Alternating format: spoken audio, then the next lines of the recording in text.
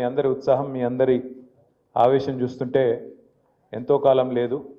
తొందరలోనే తప్పకుండా రాజేంద్ర నగర్కు కాబోయే ఎమ్మెల్యే గారు సోదరుడు మా తమ్ముడు పట్లోళ్ళ కార్తిక్ రెడ్డి గారు, అదేవిధంగా వేదిక పైన ఉన్న సోదరి ములుగు నియోజకవర్గ ఇన్ఛార్జ్, మొన్న జరిగిన ఎన్నికల్లో పోటీ చేసి కొద్దిపాటి ఓట్ల తేడాతో అక్కడ ఓటమి పాలైన మా చెల్లెలు బడే నాగజ్యోతి గారు, వేదిక పైన ఆసీనులైన పెద్దలు అనంతరెడ్డి గారు, అదేవిధంగా సోదరి అర్చన గారు, ధర్మారెడ్డి గారు, ఇంకా డిసిఎంఎస్ అధ్యక్షులు కృష్ణారెడ్డి గారు, చందా గారు, ఈరోజు పార్టీలోకి విచ్చేస్తున్న గౌరవనీయులైన శ్రీరామ్ రెడ్డి గారు, నరోత్తం రెడ్డి గారు, వారి వెంబడ విచ్చేసిన మరి సోదరులందరూ, ఈరోజు ఈస్టర్ పండుగ సండే.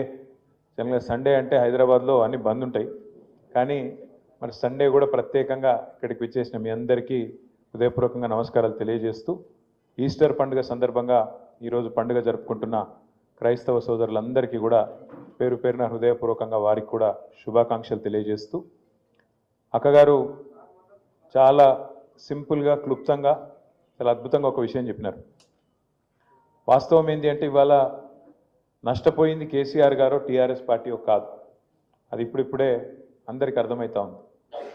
నిజానికి ఔటర్ రింగ్ రోడ్డు లోపల మనం ఎవరం కూడా కాంగ్రెస్ పార్టీ మోసపు వలలో పడలేదు. కాంగ్రెస్ ఎన్ని కథలు చెప్పినా, బీజేపీ ఎన్ని కథలు చెప్పినా, ఔటర్ రింగ్ రోడ్డు లోపల ఉన్న ప్రజలు మాత్రం లేదు లేదు వీళ్ళు నమ్మదగ్గ మనుషులు కాదు, ఖచ్చితంగా మళ్ళీ కేసీఆర్ రావాలి, మళ్ళీ గులాబీ జెండాను ఎగరాలని చెప్పి, అది చేవెళ్ళ కావచ్చు, రాజేంద్ర నగర్ కావచ్చు, అన్ని నియోజకవర్గాల్లో మననే గెలిపించినారు, మన పార్టీని గెలిపించినారు. ఒక్క సీటు కూడా, ఒక్క సీటు కూడా ఓఆర్ఆర్ లోపల కాంగ్రెస్ పార్టీకి ఇయ్యలే. బీజేపీకి కూడా అడ్డివారి గుడి దెబ్బ అని ఒక సీట్ వచ్చింది. అది కూడా మన క్యాండిడేట్ మనం పెట్టినోడు కొద్దిగా కరెక్ట్ లేకుండా ఆఖరికి ఆగమాగం చేసిండు కాబట్టి గోషామాయలు పోయింది. కానీ లేదా బరాబర్ గోషామాయలతో సహా కాంగ్రెస్కు బీజేపీకి ఒక్క సీటు రాకుండా హైదరాబాద్ను ఏకపక్షంగా మనం స్వీప్ చేస్తుంటాం. వాస్తవం ఏంటి అంటే ప్రజలు ఎప్పుడైనా కూడా మంచి పనులను ఖచ్చితంగా ఆదరిస్తారు. కాకపోతే పేదలు లేదా కొంతమంది ఎవరైతే మిత్రులు ఉంటారో, ఇంకా ఎవరైనా ఎక్కువ చెప్తే కేసీఆర్ లక్షిస్తుండు కదా, నేను మీదికి వెళ్ళి తులం బంగారం ఇస్తా అని చెప్తే కొద్దిగా మా ఆడబిడ్డలు అక్కడక్కడ కొద్దిగా టెంప్ట్ అయినరు. రైతులు కేసీఆర్ 10,000 ఇస్తుండు కదా, నేను 15,000 ఇస్తా అంటే, నువ్వు అర్జెంటుగా ఉరికి 2 లక్షల లోన్ తెచ్చుకో, నేను వస్తూనే ఉన్నా, వచ్చిన మర్నాడే సంతకం పెడతా, మొదటి సంతకం పెడతా అంటే రైతులు కొద్దిగా టెంప్ట్ అయినరు. అట్లే పెద్ద మనుషులు 2,000 కాదు 4,000 ఇస్తా, కేసీఆర్ ఇంట్లో అవ్వకో తాతకో ఇస్తున్నాడు, నేను ఇద్దరికి ఇస్తా, ఇంటికి ఇద్దరికి పెన్షన్లు ఇస్తా, సోనియమ్మ చెప్పింది వచ్చే నెల నుంచి పైసలు పడుతూనే ఉంటాయి అని చెప్పి గట్టిగా చెప్తే పాపం కొంతమంది వాళ్ళు కూడా టెంప్ట్ అయింది. అట్లాగే నేను రాగానే మొదటి సంవత్సరంలోనే 2 లక్షల ఉద్యోగాలు నింపుతా అని చెప్పగానే రాహుల్ గాంధీ వచ్చి అశోక్ నగర్ ఛాయ్ హోటల్ కాడ కూర్చొని ఛాయ్ దాక్కుంటా పోజులు కొట్టుకుంటూ చెప్పగానే మనం ఇచ్చిన 1,60,000 ఉద్యోగాలు మర్చిపోయినారు, ఆయన మొదటి సంవత్సరమే 2 లక్షల ఉద్యోగాలు ఇస్తారట అని చెప్పి పిల్లలు కూడా కొంత టెంప్ట్ అయింది.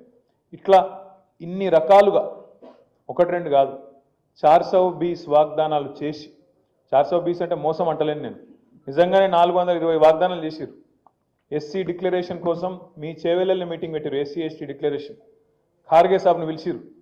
ఇక్కడ ఉన్న వాళ్ళు చెప్తే నమ్మతలేరు, ఇక్కడున్న రేవంత్ రెడ్డిని, బట్టి విక్రమార్కని ఎవరు నమ్మతలేరు, పెద్దోళ్ళని తీసుకురావాలని చెప్పి ఖార్గే సాబ్ను పాపం ఢిల్లీకి వెళ్ళి తెచ్చారు. అట్లే రైతు డిక్లరేషన్ అని చెప్పి రాహుల్ గాంధీని తీసుకొచ్చి వరంగల్లో మీటింగ్ పెట్టిండ్రు. అట్లాగే బీసీ డిక్లరేషన్ అని చెప్పి సిద్ధరామయ్య గారిని తీసుకొచ్చి కామారెడ్డిలో మీటింగ్ పెట్టిండ్రు. యువజన డిక్లరేషన్, విద్యార్థి డిక్లరేషన్ అని చెప్పి తీసుకొచ్చి మన ప్రియాంక గాంధీ గారిని తీసుకొచ్చి హైదరాబాద్లో మీటింగ్. ఆఖరికి మహేశ్వరం నియోజకవర్గంలో మొత్తం మేనిఫెస్టో, అంటే ఇవన్నిటి సమాహారంగా ఇన్ని డిక్లరేషన్లు, ఈ కథా కార్ఖానా మొత్తం అన్నీ చేసి ఒక దగ్గర కూర్చి దాన్నంతటిని తీసుకొచ్చి తుక్కుగూడలో మీటింగ్ పెట్టి సోనియా గాంధీ గారిని పిలుచుకొచ్చి మరి రాష్ట్ర ప్రజలకు మేము ఇస్తున్న మాట, 10 ఏళ్ళు మీరు టీఆర్ఎస్ని చూసిండ్రు, మాకు ఒక్క అవకాశం ఇయ్యండి, తెలంగాణ వచ్చినాక ఒక్క తాప కూడా ఛాన్స్ ఇయ్యరా అంటే కొంతమంది అట్లా కూడా ఆలోచించారు. 2 సార్లు వీళ్ళకి ఇచ్చినాం కదా, ఒకసారి వాళ్ళకి ఇత్తాంతి ఏం పోయింది అనుకొని ఛాన్స్ తీసుకున్నారు. మరి అలా ఛాన్స్ తీసుకుంటే ఏమైంది? మనం ఏదో ఒక్కొని బొందలు పడ్డట్టు అయింది, మంచిగా తినే పల్లెంలో మనం పోసుకున్నట్టు అయింది. ఎందుకంటే మీరు ఆలోచన చేయండి, నిజంగానే మంచి పనులు చేస్తే అధికారం ఎవ్వరికి శాశ్వతం కాదు. నిజంగానే మంచి పనులు చేస్తే వీళ్ళు కాంగ్రెస్ వాళ్ళు మనం కూడా అభినందించాలి. ఎందుకంటే కొన్ని మంచి జరిగినప్పుడు మంచి అనాలి. రాజశేఖర్ రెడ్డి గారు ఆనాడు ఆరోగ్యశ్రీ అనే మంచి పథకం పెట్టిండు అని చెప్పి కేసీఆర్ గారు స్వయంగా శాసనసభలోనే అందరి ముందే కుండబద్దలు కొట్టినట్టు చెప్పడమే కాకుండా దాన్ని కొనసాగిస్తా అని చెప్పారు. మంచి పనులు చేస్తే ఒప్పుకోవాలి, తప్పేమున్నది. ఫీజు రీయింబర్స్మెంట్, ఎందుకంటే ఇవ్వడం శాశ్వతం కాదు, అధికారం ఎవరికి శాశ్వతం కాదు, మనిషి జీవితమే శాశ్వతం కాదు. మరి ఉన్నప్పుడు నువ్వేమన్నా మంచి పని చేస్తే దాన్ని యాద్ చేసుకోవాలి, తప్పేం లేదు. ఫీజు రీయింబర్స్మెంట్ లాంటి మంచి కార్యక్రమం పెడితే తప్పకుండా యాద్ చేసుకున్నాం. ఇవాళ చంద్రబాబు నాయుడు గారి జన్మదినం, వారికి కూడా నా హృదయపూర్వకంగా జన్మదిన శుభాకాంక్షలు. వారు కూడా చేసింది, వారు ముఖ్యమంత్రిగా ఉన్నప్పుడు కూడా కొన్ని పనులు జరిగినాయి హైదరాబాద్లో, ఇక్కడ కొన్ని ఐటీ కంపెనీలు తేవడంలో కానీ ఇంకోటి కానీ, వారికి కూడా మనం తప్పకుండా గుర్తు చేసుకోవాలి. ఎందుకు చెప్తున్నా అంటే సంస్కారవంతమైన ప్రభుత్వం అంటే అట్లా ప్రవర్తిస్తుంది. మనం 10 ఏళ్ళు ఉన్నాం ప్రభుత్వంలో, కానీ ఎన్నడూ నీ ఆనవాళ్ళు దుర్చేస్తా, నీ ఇది చేస్తా, చెరిపేస్తా అనలే. ఆనవాళ్ళు దుర్పేసుడు అంటే అది ఎప్పటి అనాగరిక రాజుల కాలం నాటి కథ. ఒక రాజు ఇంకో రాజ్యం మీద దండయాత్ర చేసి దాన్ని గెలుచుకుంటే ఆ రాజ్యం యొక్క ఆనవాళ్ళను విడిచే ప్రయత్నం అప్పట్లో ఎద్దురు. కానీ దండయాత్రలు చేసిన రాజులు కూడా కాకతీయుల ఆనవాళ్ళు వచ్చి వీళ్ళు ఆసఫ్ జాహీలు, కుతుబ్ షాహీలు వాళ్ళు దుడిపేయలే. ఇంకా చెరువులు తవ్విరు, చెరువులు తవ్వుతుంది, పూడ్చేస్తావు పోయి మళ్ళీ పూడ్చాం కదా. మంచి పనులు చేస్తే దాన్ని చెడగొట్టద్దు. కానీ ఈ ప్రభుత్వం చేస్తున్న కిరాతకపు పని ఏంది అంటే రేవంత్ రెడ్డి గారి ప్రభుత్వం, వాళ్ళు మంచి పనులు చేయరు, చేసిన మంచి పనులు ఆపుతారు. ఇది వీళ్ళ తెలివి. మీరు ఆలోచించండి ఒక్కసారి. మనం ఎవ్వరం కూడా హైదరాబాద్ నగర అభివృద్ధికో తెలంగాణ అభివృద్ధికో, తెలంగాణలో పేదలకు మంచి జరుగుతుంటేనో అందరం కూడా సహకరిస్తాం, అందరం కూడా సపోర్ట్లు కొడతాం, అవసరమైతే ముంగటి వరుసలు నిలబడి మంచి పని చేస్తున్నారని చెప్తాం. కానీ ఏం జరుగుతుంది వాళ్ళ 16 నెలల్లో? వీళ్ళే కదా చెప్పింది 100 రోజుల్లో 6 గ్యారంటీలు అన్నారు. 500 రోజులైంది, 500 రోజులైంది, 100 రోజులు కాదు 500 అయింది. మరి 500 రోజుల తర్వాత ఒక్కటంటే ఒక్క హామీ అమలైందా? ఏదన్నా ఒక్కటి పూర్తిగా చేసినరా? ఒకటి, అది కూడా సగం చేసిర్రు. ఏది? Free bus. ఇక ఆ బస్సు అందం నేను చెప్పరాదు, ఇక మళ్ళీ నా మీద ఒక కేసు పెడతారు. కాదు పెట్టరు కానీ అలా మనమే చూస్తున్నాం. ఇదివరకు ఎన్నడూ చూడని విచిత్రాలు చూస్తున్నాం. మా ఆడబిడ్డలు ఒకరినొకరు సీట్ల కోసం తన్నుకునే పరిస్థితి. రాజకీయాల సీట్ల కోసం తన్నుకుంటే గమ్మత్, కానీ బస్సుల సీట్ల కోసం తన్నుకునే పరిస్థితి కూడా వచ్చింది. ఆ పరిస్థితి వచ్చింది కాంగ్రెస్ ప్రభుత్వం వల్ల. అట్లాగే మీరు ఆలోచించండి, ఎన్ని కథలు చెప్పిండ్రు. 2500 ఇస్తా, ఇంట్లో అత్తుంటే అత్తకు 4000, కోడలుంటే కోడలకు 2500. నేను మొన్న మధ్యన సూర్యాపేట పోతే ఆడ మా జగదీష్ రెడ్డి గారు ఒక ఇంట్లో మా కార్యకర్త ఇంట్లో భోజనం చేద్దాం అని తీసుకుపోతే ఆడ భోజనం చేసినాక కూర్చొని మాట్లాడుతున్నాం. మా అమ్మగారు అని పరిచయం చేసింది. ఎట్లున్నారమ్మా అంటే బాగానే ఉన్న బిడ్డ అన్నది. అన్నాక మరి కొడుకు పెళ్లి చేసినావు మొన్ననే, యువకుడు తమ్ముడు, ఎట్లుందమ్మా మరి కోడల పిల్ల ఎట్లుంది అన్న. ఏం కోడల పిల్ల బిడ్డ, వస్తే ఒక తులం బంగారం తెస్తుంది అనుకున్నా, నెలకు 2500 వస్తుంది అనుకున్నా, ఏది రాకపోయా అన్నది. ఆ కోడల పిల్ల కూడా బాగా గడుస్తున్నది. అత్తమ్మ నువ్వు కూడా 4000 పెన్షన్ వస్తుంది అన్నావు కదా, ఏడబోయిందని ఆమె అంటుంది. నేను మనసులు అనుకుంటే అత్తకోడలకు మరి రేవంత్ రెడ్డి కొత్త అత్తకోడలు కూడా పంచాయతీ పెట్టింది. పరిస్తున్నది ఇవాళ. అంటే ఇది ఒక్కింటి కథ కాదు, ఇంటింటి రామాయణం ఇవ్వాలి. ఇక మీ బాధనైతే రంగారెడ్డి జిల్లా వాళ్ళది చెప్పరాదిగా. అసలు ఎట్లుండే కేసీఆర్ గారు ఉన్నప్పుడు 10 ఏళ్ళు ఒక్క ప్లాట్ కాడికి కానీ, వెంచర్ కాడికి కానీ, ఒక బిల్డింగ్ కాడికి కానీ ఎవడన్నా పోయి దాదాగిరి చేసి కూడా ఆ దమ్మున్నోడు లేకుండే. ఈరోజు గద్దళ్ళకి ఇంతకుముందు తమ్ముడు కరెక్ట్ చెప్పిండు, అదే షరాబ్ బండి పడిపోతే దానికి చుట్టూ మొత్తం ఎవరికి అందినంత వాడు దండకపోయినట్టు, దొరికిందే ఛాన్స్ ఆయన తంతే గంపల బుట్టలు పడ్డామన్నట్టు ఎవ్వలకు దోషింది వాళ్ళు. మీరు గమ్మత్ ఏమనిపిస్తుంది అంటే కొన్ని మాటలేమో పెద్దగా చెప్తారు. హైడ్రా ఏంద్రా బై హైడ్రా అంటే హైడ్రాతోని ఆస్తులు కాపాడుతాం. ఎవరి ఆస్తులు కాపాడుతాం? హైడ్రాతోని ఆస్తులు కాపాడుతాం. ఎవరి ఆస్తులు కాపాడుతారంటే పక్కా కాపాడుతారు. పొంగులేటి శ్రీనివాసరెడ్డి ఇల్లు మాత్రం ముట్టరు. ఏది చెరువుల FTLలున్నా శ్రీనివాసరెడ్డిది ముట్టరు. పట్నం మహేందర్ రెడ్డి నట్టనడమ చెరువులో కట్టినా ఆయనదేం కాదు. KVP రామచంద్రరావుది చెరువు మీదనే ఉన్నా ఆయనది ముట్టరు.